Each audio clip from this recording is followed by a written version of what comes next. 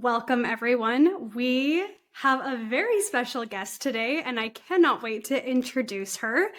Her name is Meredith, and Meredith has actually been working with us for a little over a year now. I believe it was January 2023 that we started working together, right, Meredith?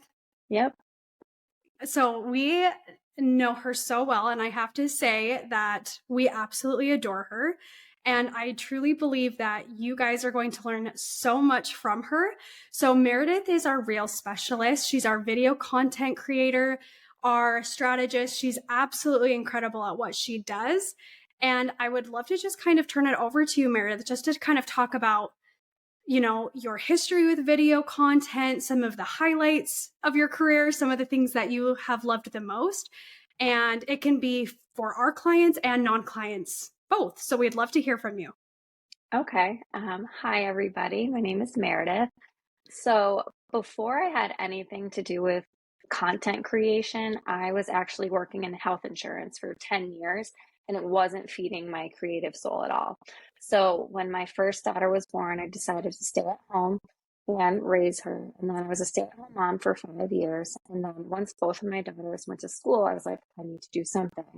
So I was like, why not social media? Because I had grown my pets account to 40,000 followers. And that's what everyone was telling me to do. They're like, you need to do something with this. So I started applying for all these jobs, and you guys reached out to me, and it's been amazing ever since. And some other gigs as well, too. I love that. Do you want to just kind of highlight maybe some of the things that you've been able to accomplish with your video content? I know you're not going to want to brag about yourself, but you've definitely done some big things, such as being on the Ellen Show. I would love for you to talk about that and just how the experience went, how you grew to 40,000 followers, just some of the strategies you had in place to do that, and how you try to replicate that with our clients now. Okay. So when I started my pet's Instagram account, it was mainly like photos to start. Remember when Instagram used to be like that? Um, and sorry. Um, so I was flooding my own feed with pug pictures, and then I was a little self-conscious about it. So I realized that there were animal accounts. So I was like, oh, I'll create one. And I had to have a good handle. So I chose This Pug's Life. And I slowly grew his account with really good pictures and captions. And then he was featured by large accounts like BarkBox and Dogs of Instagram. And my goal eventually became to be featured on Ellen's Instagram page. It was an actual personal goal. And so I was just, posting cute baby dog content. My firstborn was like the chillest baby, so it was very easy to do that. And one day I got a DM from Ellen's producers asking if I wanted to be featured on the Rate My Baby segment. And I was like, yeah, obviously. So I didn't even really know what it was, but I was very excited. So it was just a segment where she would take like 5 photos of a baby and the family dog, and she would vote on the cutest baby and dog. And so Charlie and Maya won, and it was just like the best day of my life. And then, she's like, Charlie and Maya, congratulations. And she's like, all right, J-Lo, come out. And it's like, this is so surreal, like followed by J-Lo. And then a few weeks later, my following like took a huge surge, or there was a huge surge in followers, and I was like, what's going on? And people were like, oh, you're on Ellen's Instagram page. So that happened, and then Reese Witherspoon took that picture and she posted it in her stories, and so it was just like so cool. Sorry, I guess I went off on a tangent about Ellen. No, we love it. We love okay, it. good. And then, we would be featured in BuzzFeed and some articles, or just, how they have like the picture things.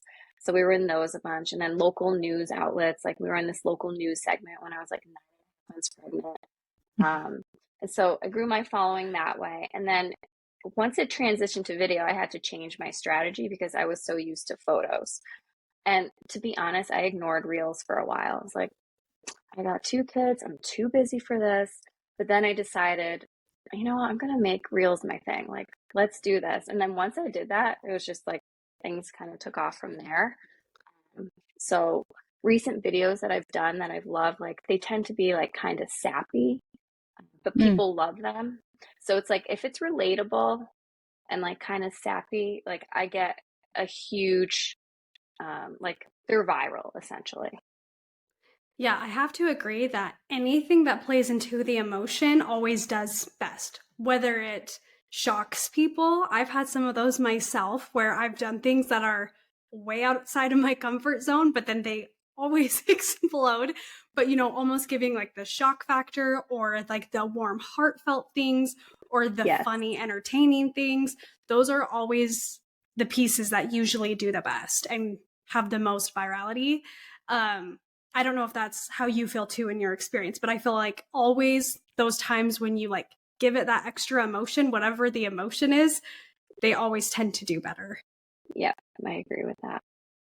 So I would love for you to just kind of talk about, even with our clients, when you Hmm. have, a client that you're working with and you're trying to produce good video content, what are some of the strategies that you would recommend that have been successful in this industry that anyone listening could really take and run with for their own account? So I love when I can show off like the personality of the client. I think that's just so helpful because people are like, oh, now I know them. Oh, they're kind of funny. I'd like to get my talks from them. So anytime I can find an audio that like fits that, it's just great. And I feel like the reels do really well.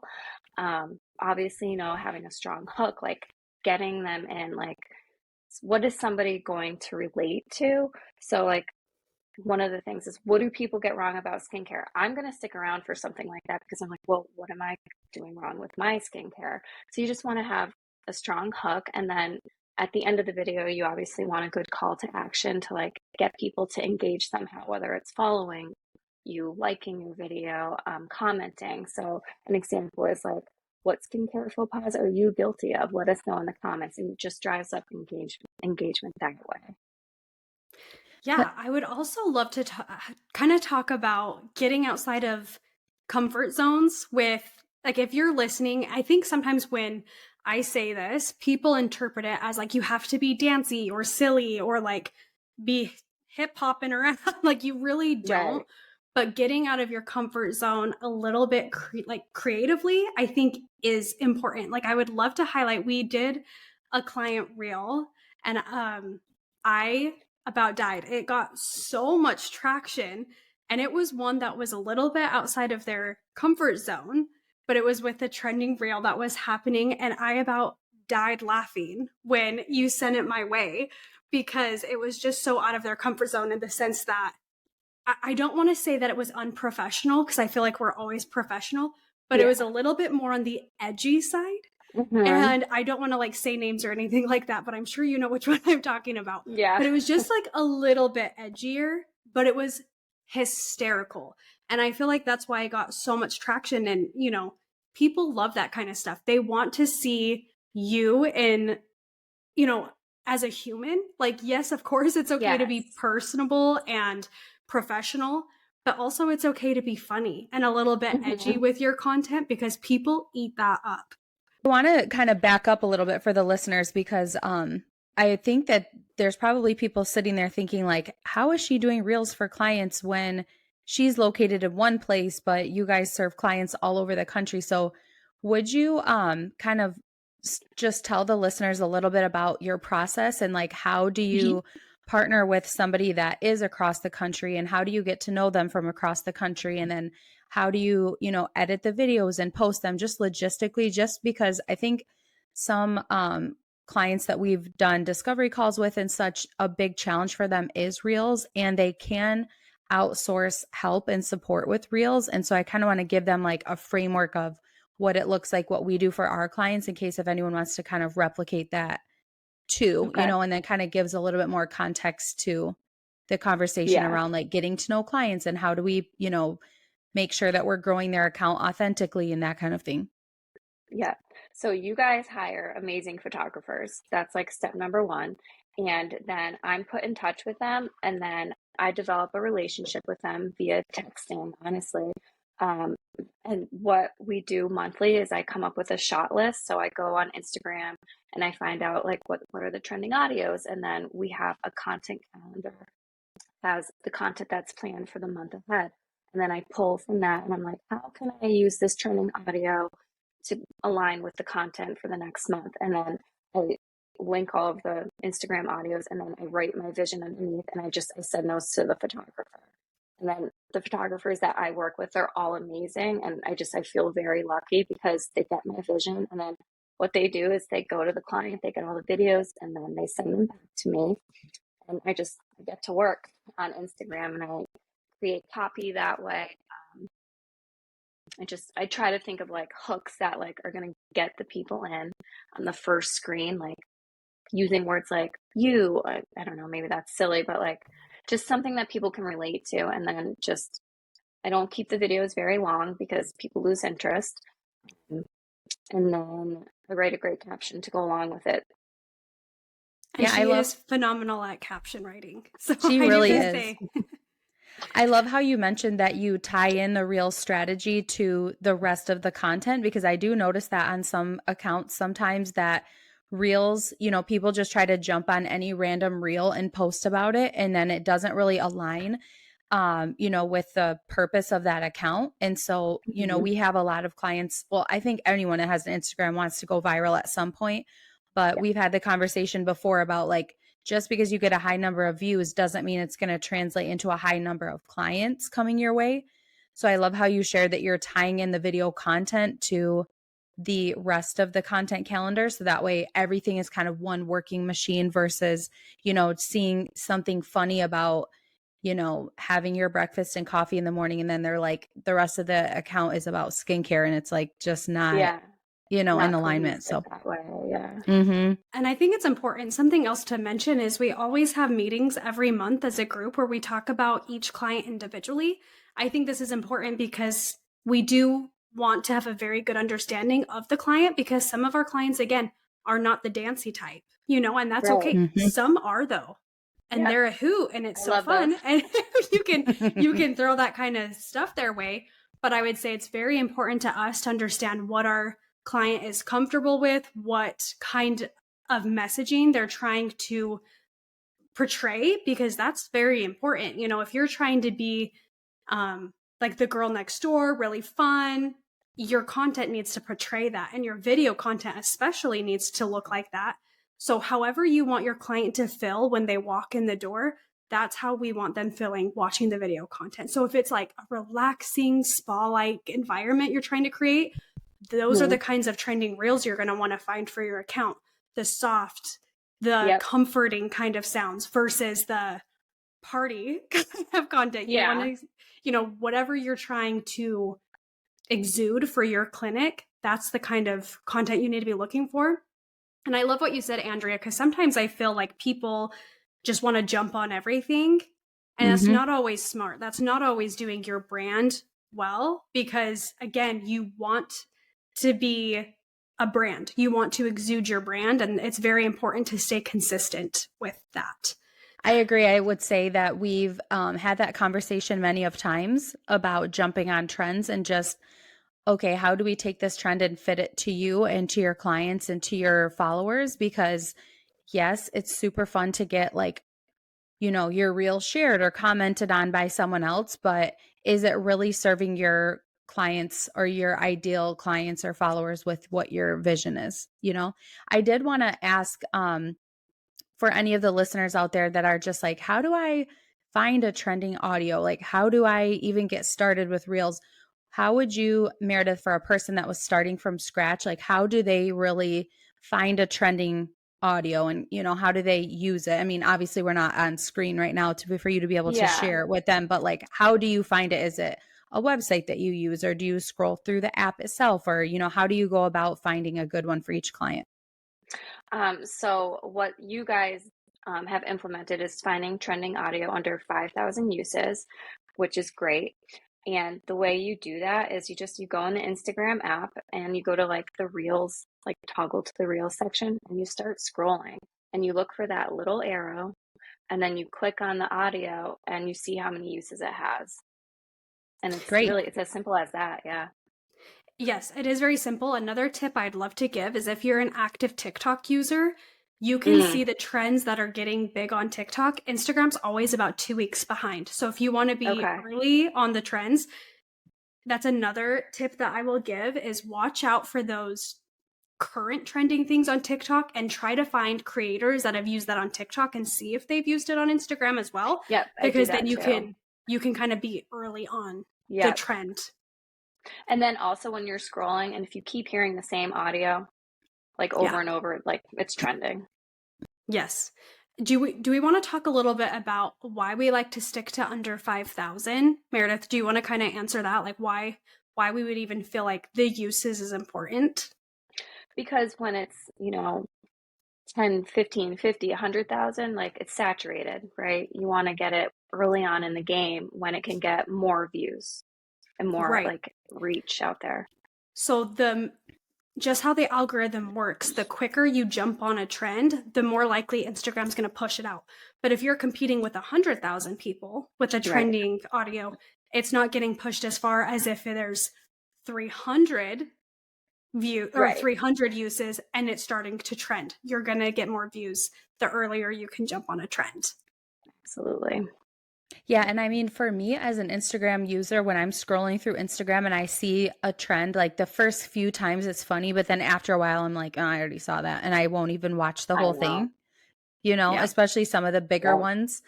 You just are like, oh, I'm already over it, and you kind of move on. So you definitely getting on it early is smart for sure. It's hard to tell though. So smart. It's hard to tell which ones are going to blow up. So sometimes it's not always an exact science. And then even within the, when you click on the audio, you can get inspiration for how other people use the audio, which I feel like is really helpful sometimes too. If you're like, I really like this audio and it applies to me, but you're not exactly sure how to use it, you can kind of see what other people did, or you can see what other people did and say, I'm doing something completely different with it so that I actually get some sort of, like a unique factor to mine. Yes. Yeah. I like to make it my own whenever possible. But I also scroll for inspiration. Like, how do I apply this to skincare or med spas? And then if there's a med spa one in there, I'm like, yes. And then I tweak it. Yeah, I think it's important to tweak no matter what, because we don't want to be directly copying people. Exactly. Unless it's like a trend that's trending for a very specific reason, then that's okay. But sometimes I see people like literally copy and paste other people's videos, and I always feel like that's a little bit icky. So be careful with that. Yeah, absolutely. I agree. So Meredith, for people who are really uncomfortable getting on video and they're like, I don't really know where to start. They might not own, a piece of equipment like we have, like the tripods and that kind of thing. And they're just not really sure how to get inspired about video, but they know they need to be doing it. Is there anything that they could do as like an entry level thing? Like, is there anything you would suggest someone starting? Like, is it talking reels where they're just kind of sitting in a chair talking? Is it walking through their clinic? Is it stock videos off Canva? I kind of want you to think through that and just kind of tell someone who would be new. And then I want to kind of talk through someone who's like experienced in reels and maybe like teach them something that they didn't know.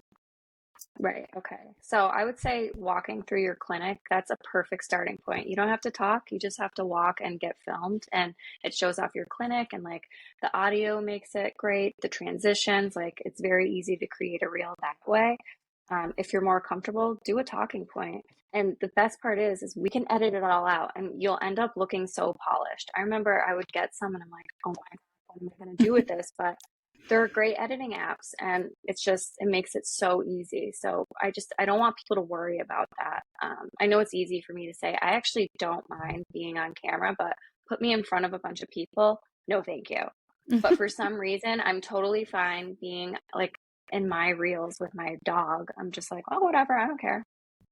So it's just, Yeah, I love that. If you were to have a client that is so uncomfortable, not necessarily being in front of the camera, but just with their editing skills, what are some reels that you think would be really easy to start with that don't have to have a lot of transitions or crazy editing? With them in it or with them not in it? Or anything? Either. Skincare display. Get me footage of your skincare display, and there's guaranteed to be some great audio to go along with it. I mean, some audios are from movies, like it's so easy. So get pictures of or footage of your devices, footage of your treatments. It's very easy to create reels with B-roll. B-roll is amazing. So for people that aren't comfortable, just send us B-roll and we will make what you want and what you need for your account. Do you want to explain what B-roll is? Because some people listening might not understand what B-roll is. So B-roll is just video footage, like you're a fly on the wall. What do you see when you walk into this med spa? So the entryway, outdoor signage, reception, the skincare display again, treatment rooms, like anything can be B-roll. Love it. Yeah. So it's definitely just like that. Your phone's the fly on the wall and you're just going about your day. Some of my favorite reels actually are just, clients interacting with their clients, not Yeah. even acknowledging the camera, just smiling, talking with Yes. their clients. And then you add some trending audio and a great caption and maybe some text on screen, and you have an amazing video. Yeah. And people feel like they know you before they're even sitting in that chair because they see the warm, inviting Yes. atmosphere that you're creating just in that video. So I love Right. that you said B-roll, because B-roll's so easy and you don't have to have a Yes. lot of transitions or crazy editing. Some people I think get I so love worried B-roll. about that. So Yeah. we love us some B-roll. And I feel like that's Yeah. kind of what's trending now too. Is Yeah. just like the simplistic, some text overlay on Yeah. some I did B-roll. one recently that it did pretty well. It was skincare maintenance schedule, and it's just like video footage of the clinician doing the before photos of the client, and then it's just people, well, they want to know about what the schedule is, but it's so easy to create a reel. It doesn't have to be a trendy thing, like it really doesn't. Yeah, I Yeah. think that at the beginning of Reels coming out was the very like eat, where you had to like point, point, point, you know what I mean? Or Yeah. that was like the start of it. And then there was kind of a lot of dancing, or like maybe not dancing, but kind of stuff that would put someone out of their comfort zone with doing it, where they would feel kind of dumb. And I can speak for Mhm. myself because that was before, that was the time in the business before we had amazing people like you that did all of this, with us and stuff. And then Talisa also has a lot of video success as well. A lot of her own success on Instagram and TikTok. And so, thankfully we've kind of moved beyond those trends. But I think that now if you're in a med spa, there's no reason why you couldn't create 10 reels easily in one day, save them Yeah. to your drafts and post them one day at a time. Yeah. Just by taking your phone, doing a simple like slide across your skincare shelf, or go to your treatment room and just kind of like zoom your camera down and up and like over across the treatment chair, or over a tray with a tox setup or a Yep. chemical peel setup, or and then just kind of write about that on the real screen, and then in the caption. And then, as you mentioned, adding that call to action, like book your appointment today, or send me a DM with questions, or that kind of thing. I think there's really no reason. I did want to touch on too, when we were thinking about like what types of reels to create. One thing that I feel like it's a constant tug of war with Talisa and I and our clients is that clients, especially clinicians have this draw to post very educational / gory content. And so Oh we're always gosh. having we're always having the conversation with them about, okay, this is a great idea. This is a really great video and you're showing really cool stuff. But are we trying to attract your followers and your Hmm. potential clients, or are we trying to grow an audience of peers? Because, kind That's of so what you put, true. video content. I mean, I could throw up right now thinking about a specific video. Talisa and I one time got, I don't know, Meredith, you might have been around for it too, because it was a while ago, but we have a plastic surgery client that sent us a video of them doing liposuction on a guy. And it was, I mean, I would say borderline violent looking. Yeah. Like, Yeah.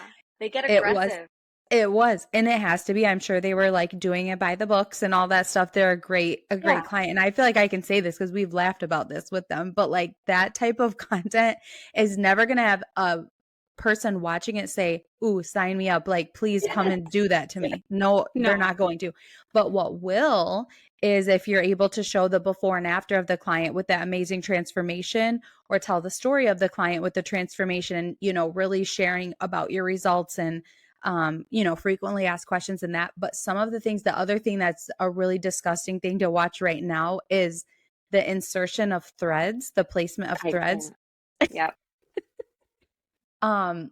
We also one time had that same plastic surgery client did a lip lift, and they take a piece of skin out from underneath the nose, and the surgeon did like a boomerang of taking the skin off, and it's like, no, not using that. We are not using that. So I would say just a good filter to run things through as you're creating video content is, am I trying to attract clients or peers? And it's okay if you're trying to Absolutely. attract peers too. Like that's okay if that's the type of, account you want to have. Because I would say an account that most of us all watch and listen and pay attention to would be Savannah Boda's account. And she obviously Mm-hmm. has peers and clients, that follow her. So Mm-hmm. it can be done. Yeah. But just keep that in mind, when you're creating content, like who is really going to benefit or engage with this content, and try to Yeah. have a balance if you are doing both. I did have to put a threads video together. I think I've done a few, and I do my best, and so far so good. I just ignore the really gory ones. Thank you. Yes, I know. You're like, whoa. You do a great job. You do. But me too, Meredith. Like I cannot if it's even slightly. And that's what I would also suggest is think of like one of your most sensitive clients watching something, and would they be okay watching it? That's kind of your rule of thumb, I would say. And again, if your main goal with social media is to attract new clients or engage clients that you already have to come back in, Absolutely. just keep that in mind, that if that's your main goal, your video content needs to reflect that. Yeah, because you can really hurt yourself if you're putting too much of that out, and then you have clients, potential paying clients, just not watch your stuff. Then they're going to miss out on your good stuff too, because they're like, oh, I don't want to see that. Or you're scaring them away. Because the placement of threads also is not something I would watch and say, yeah, please do that to me. I just wouldn't watch that and say, the results are amazing. See, but you could have sold me on it maybe if I never saw the videos that you sent me to Lisa. But I would say even videos with needles, like drawing for PRP and that kind of thing, I think you can totally show what's happening. I'm going to kind of go off the script here, but I would say I've had this conversation with my grandma before about just like TV in the house, because I have little kids, and it's like you cannot have a show on TV these days that isn't dirty. And it's like, they can kind of show what's leading up to the thing and like going into the bedroom and shutting the door. They don't have to show the thing, And I think it's kind of similar. Like you can show them getting the needle ready, putting it up to their skin. And there's one specific reel, I can't remember what client you did it for, but you cut it off right as they were putting the needle right on her skin. And I said to Lisa, yes, I'm so glad she did that, because I don't want to watch that. I don't want to watch that. But you did show in the video, like, okay, we do have to draw your blood in order to do this, but it wasn't the gross, just show the before and after. And and even with lip filler, that's another one that I do feel clients try to push us a little bit about showing the placement of lip filler, and it's not necessary to do that. Those are great. It isn't. No, you can even do it. Yeah, show the before and after, or even if you want to talk about placement of tox or filler, just do the really cool fast-paced videos where it's like, I know, boop, boop, boop, boop, boop, like where you're getting the little white crayon, where they're showing where they're about to place it. That's appropriate. Just don't, the actual injection, a lot of people are going to be like, oh, yeah, they're going to be grossed out by it. Yeah, I mean, even I love the videos. My favorite videos of client transformations are where the client has the mirror and they're looking in the mirror for the first time and they're like, oh my gosh, those are really my favorite ones to show for afters. But yeah, I do want to kind of have listeners think about that too, because just because you're so desensitized to it and you are fascinated by it and think it's cool, there is a large group of us that don't, and you don't want to miss out on sharing, some important messages because you've, kind of grossed them out. The others. Well, we're trying to normalize these procedures and treatments, right? Like, if you're trying to normalize it, don't scare people from it. That's the opposite of what we're trying to do here. Yeah. And it's not like trying to be secretive about it, but you don't need to show people the gory parts of it to have them understand what needs to happen. No. Yeah. Yeah, that's an important part. Now, if we're thinking about, and I feel like this is a great question for both of you because you've both grown Instagram accounts and TikTok accounts. If someone were to want like one big thing, and I know we did a whole episode about TikTok specifically, but we get a question all the time. Can I just take all my Instagram videos and just post them to TikTok? Can we talk a little bit about that? And then also, how many videos on Instagram do you think is a good number per week? And then how many do you think on TikTok is a good number per week, so that people can kind of get a feel for the difference and, kind of, the different strategy as a content creator that you would have to take in order to be successful on both? So I'll let Meredith answer this too, but I would say I am in a mastermind right now, and we focus on video content in this mastermind. And industry experts that are in this, they are incredible, have accounts with millions of followers, make so much money, and have very successful businesses from video content. They share that TikTok, it's usually 3 per day. If you want to have a successful TikTok account, you should be putting about 3 videos per day on TikTok. And the style on TikTok can vary from Instagram. I would say some of like the dancey kind of trends, they're going to be on both places and they're going to get big on both places. But I would say TikTok as a whole is a lot more laid back. It's a lot more talking. Yeah. If you scroll through TikTok, you'll see a lot of people are like, you'll never believe what happened to me at the grocery store today. That's like the hook. And then they talk. And you just sit there and have to listen because you have to know what happened at the grocery store that day. You're like hooked in. And I would say they're like sitting in their car with a drink, brushing their hair in the car, putting on their makeup. Like it's very laid back and casual is usually what does the best on TikTok. Versus Instagram, I feel like is still a little bit in that polished phase where a lot of the content that does well is a little bit more polished. And I would say you can get away with doing less content. I would say even putting out like 3 reels per week is totally fine because Instagram's also prioritizing photo and carousel content now. It used to just push reels. And now they're trying to become their own again and say, we're treating both as equals. And so I would say like 3 a week is fine for Instagram. And I would try to be on early trends and a little bit more polished than what I would put on TikTok. Yeah. As far as like Instagram, I totally agree with you. 3 reels a week, 2 to 4, and that's totally fine. And sometimes I'll post something on TikTok and I'm like, oh, I'll share it on Instagram. And they do vastly different. It's like, it's crazy. Like I'll have one go viral on Instagram and TikTok. It's crickets. I'm like, I don't even get it. Like, why? But it's just. So true. No, I was going to say, I had a video hit 12 million on Instagram and it hit 3,000 on TikTok. And I was like, I know. What? Yeah. It made no sense. And then I've had it reversed too, where one time on TikTok, I had a video hit 2 million on TikTok and then it hit like 1,000 on Instagram. And I was like, what? So again, the strategies are very, very different for both, I would say. So I actually heard from this account, I can't remember who it was, but it was a while ago, on how the algorithm actually works.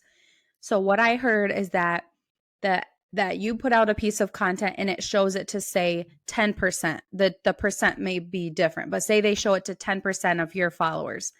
And then if a certain percentage of those 10% view/engage with your content, it will push it out to a larger percentage of your followers, and then to a larger percent, and then beyond your followers out into the world, so that way they can kind of keep pushing it.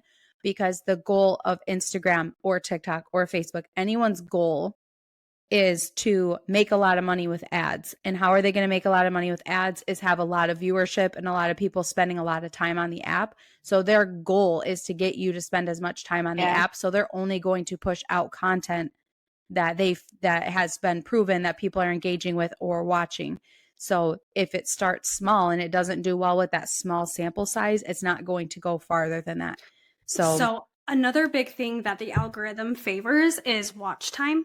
So that's why sometimes having shorter videos is for your benefit, unless it's like a TikTok video where you really do have like a funny story to share or something. There's a girl on TikTok that has completely blown up. So I'm trying to show you that there's outliers here too. But she is completely blown up because she talked about this crazy story with her ex. Yeah. It's like, could be on like crazy, right? She had like these 10-minute videos. I mean, these were like, and several of them, these 10-minute video segments that you might as well have watched a whole TV series, but she got millions of followers. Someone and sent people me ate it that. up. Someone Yeah, sent so- me that, and I don't even have TikTok, and someone sent me that. Right. So what I'm saying is everything. So when I say make shorter videos, Yeah. if you have something brilliant and a good story, please do it because people are going to engage with it. But watch time's so important because if you cannot hook people in and get them to listen to you, you got to keep it as short as possible because watch time is huge. Like Right. TikTok, actually, I will give TikTok this above Instagram. Like they are so much better with their analytics because I can go through every single video on my TikTok and see when people start dropping off. Because then if you're like creating an ad, let's say you can do trial runs organically. This is just like fun little tip for everyone listening, but you can do little trial runs organically where you can like create an ad before you put paid ad spend behind it and see like, okay, oh shoot, the majority of people are dropping off at 3 seconds. What happens at 3 seconds where people are dropping off? Try to switch up your hook, try to switch up what's happening there, try it again organically and see like, as soon as the vast majority of people are watching at least 50% of the video, you know you have a good video. So that's a little tip that I would give you is if you are on TikTok, watch your watch time. Because if people are immediately dropping off, you know you need to work on your hook and the beginning of your video to keep people watching and engaged. Yeah, that's super helpful. Actually, speaking of like analytics and, Meredith, you mentioned other apps before. Are there any other apps that you think people who are into video content should download? Like, are there any apps you guys really suggest? Yeah, CapCut. There's just little buttons you push and it can do things for you. I use CapCut literally every single day of my life and I love it. And the nice thing about it too is it's so easy to like adjust volume so you can have several different audio underlays and overlays and you can add music while also having a voiceover while also having the original audio. Like you can do so many cool things with CapCut. So that is number one I would recommend. There are apps like Trend Talk and things like that try to give you like trending audio before they're really big. I wouldn't say it's necessary to have apps like that, but they can't hurt, I will say. But if you could only do one app for video editing, CapCut 1,000,000%. Interesting. Well, I'm going to talk about why we don't do text in CapCut, especially for Instagram. So the SEO is much better. When you actually use Instagram's text, it picks up on the SEO of the video. So if you're putting in your text something like, let's say, this is so dumb, but this is just like off the top of my head, like, come get the best facial in all of Pennsylvania, when people type in facials in Pennsylvania, your stuff's going to pop up because if you actually use the text in Instagram, that is included in the SEO part of the video. Whereas if it's a foreign body of text, it doesn't pick up on it. So I know that Instagram texts aren't the cutest. They're not my favorite. Mm-hmm. I like CapCut's way better. But if you're trying to get out in front of people, that is your best chance for SEO purposes. So for clients, we always do that. Yeah, this was a super helpful episode. I feel like we kind of just had a casual conversation around video editing. So if we didn't cover a specific question that a listener has, definitely reach out to us with our help email. It's down below in the show notes. It's hello@smithandcrawford.com. And Meredith, I would love for people to check out your Pug account. So yes, go check them out. Videos. I know she does an amazing job with her account. So definitely go check her out. It was such a pleasure, Meredith. Such a pleasure. Thank you for this time and then for everything you do for our clients as well. We'll see you soon.